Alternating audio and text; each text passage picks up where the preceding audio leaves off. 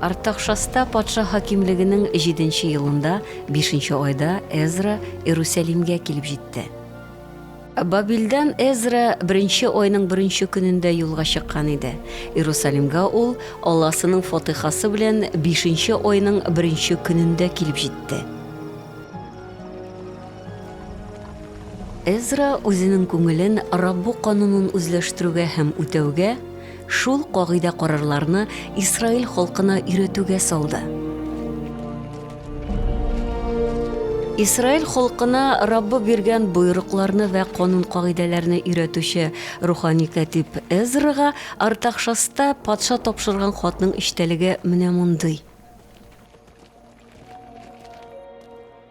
Патша һәм аның 7 киңәшчесе исеменнән син үз Аллаң кануннарының Яһүдә ва Иерусалимдә ничек үтәлүен ачыкларга барасың. Аталарыбыз яшәгән көннәрдә дә, хәзер дә халыкның гаебе ифрат зурдыр. Үзебез, патшаларыбыз ва руханияларыбыз кылган гөнаһлар өчен чит ил патшалары кулына калдык. Кылыч астына эләктек, әсирлеккә, талануга, хурлыкка дучар ителдек. Хәзер дә шуннан котыла алмыйбыз. Әй Исраилнең Раббы Алласы, син гаделсең. Чөнки без әлеге көнгә кадәр исән саубыз. Менә гаебебезне танып каршыңда торабыз.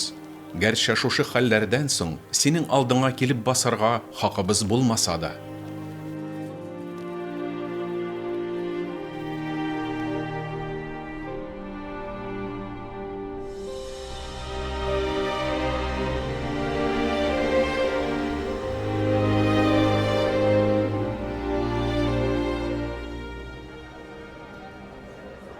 Җиденче айда Исраил угыллары үз шәһәрләрендә урнашып яши башлаганнан соң, бөтен халык бер булып су капкасы каршындагы мәйданга җыелды һәм катиб Эзрага Исраил халкына Муса аша Раббы биргән канун китабын алып кил дип әйтте.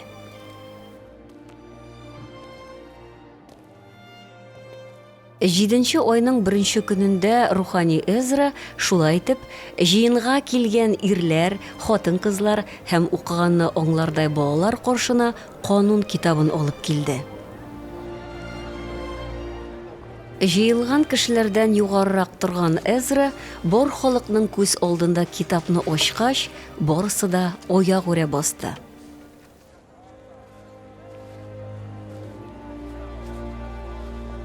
Әүвәл Аллаһы күкне һәм җирне яратты. Җир йөзе әле сүрәтсез, буп-буш, төпсез упкын, караңгылык ишенә чумган. Аллаһының рухы сулышы сулар өстендә гизә иде. Аллаһы яктылык булсын дип боерды, һәм яктылык булды.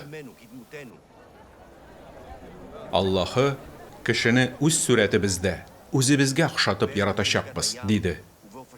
Кеше диңгездәге балыклар, күктәге кошлар, җирдәге хайваннар, җирдә хәрәкәт итүче барлык тереклек һәм хәшәрәтләр өстеннән, җир йөзе өстеннән хакимлек итсен.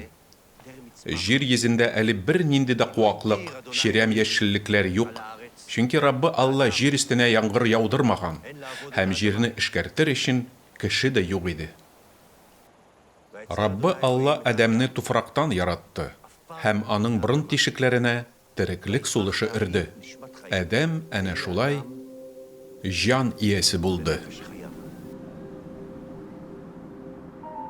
Раббы Алла көнчыгышы тарафында Гадәндә бер бакча булдырды. Һәм туфрактан яратылган Адәмне шунда урнаштырды. Раббы Алла бакчада тәмле җимешләр бирә торган төрле гүзәл агачлар,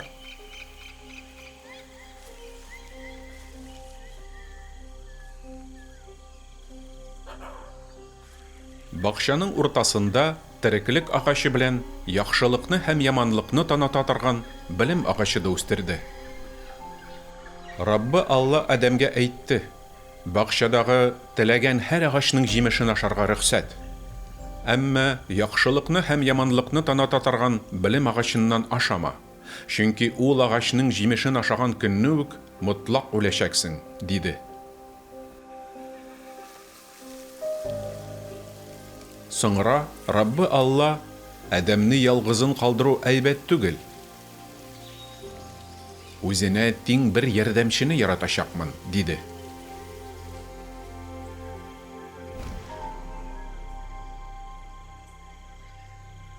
Раббы Алла яраткан барлык кыр җанварларыннан иң мәкерлесе йылан иде. Йылан хатыннан, Аллаһы чыннан да бакчадагы һичбер агачтан җимеш ашамагыз дидеме, дип сорады. Сез үлмисез, диде ул. Чөнки Аллаһы белә, ул агачның җимешен ашаган көнне сезнең күзләрегез ачылачак. Яхшылык белән яманлыкның ни икәнен белеп, Аллаһының үзе кебек булачаксыз. Хатын әлеге агачның карап торышка гүзәл, җимешенең ризык өчен хуш булуын күрде. Белем бирү хасиятенә ия булган агач хатынның нәфесен кузгатып, хатын агачтан җимеш өзеп алып,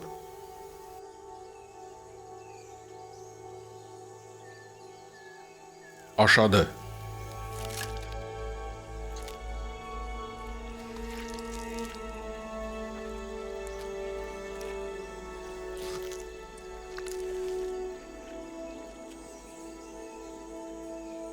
Иренә дә өзеп алып бирде. Ул да ашады. Икесенең дә күзләре ачылды. Шәп-шәрә икәнлекләрен күрделәр.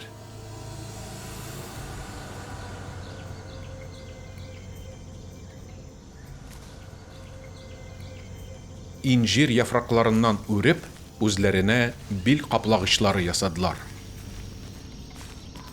Раббы Алла хатынга әйтте: "Моны син ничек эшли алдың?" Хатын әйтте: "Мине йылан кытыртты, шуңа ашадым", диде. Аннары Раббы булай диде: "Кеше яхшылыкны һәм яманлыкны танып белеп, безнең арадан беребез кебек булды. Инде ул тереклек агачыннан да җимеш сузылып алып, һәм аны ашап, үлемсез булып китмәгәе." Шулай дип, Раббы Алла Адәмгә үзе яратылган туфракны эшкәртү игү хезмәтен йөкләп, аны Гадән бакчасыннан чыгарды.